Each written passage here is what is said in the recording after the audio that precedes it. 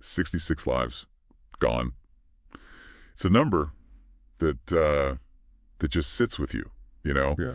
And when you hear it's tied to something like the Grand Kartal Hotel fire, a ski resort hotel, it makes you want to understand how it happened. Right, because these sorts of tragedies, they really highlight how quickly things can go wrong, especially in places that we think of as escapes, right? Like a vacation spot. Exactly. And that's what we're going to do today. Dive deep into this story beyond the headlines, see if we can learn something from it, right? For those who maybe haven't followed this closely, the Grand Kartal Hotel was in, Karchakaya right, Kartakaya. in Turkey. It's a ski resort, Yeah. beautiful, remote, up in the mountain. Popular spot, especially this time of year, right? Yeah, peak season, so the hotel is packed. And then 3:27 in the morning, local time. Boom, fire erupts. Fourth floor restaurant. And this wasn't some small kitchen fire, right? No, this thing spread like, well, I don't even know, like what? Fast, through the whole building, 12 stories. Trapping people inside. Exactly. It's just awful to think about. I read some accounts from survivors, people saying, Oh, I read those too. Heartbreaking. People trapped in their rooms, the smoke. And you have to think about the location here, miles from any major town. right, the governor of Bolu, Abdulaziz Aden, he said it took fire engines over an hour to get there.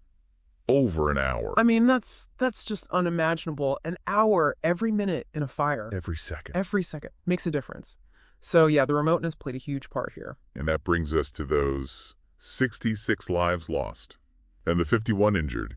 It's, well, it's hard to even put into words the impact that this has. And the thing is, this wasn't just a random act of nature. There's an investigation going on led by Justice Minister Yilmaz Tunç. They're looking into what caused the fire, of course. But also, Right, was it preventable? exactly. Were there problems with the building itself? The materials used? Yeah. Were there enough safety measures in place? Enough fire exits? Working sprinklers? All those things. And then the bigger question ring. Yeah, how do you handle emergencies in remote locations? I mean, an hour for fire engines to arrive. We have to ask, is there a point where a place is just too remote?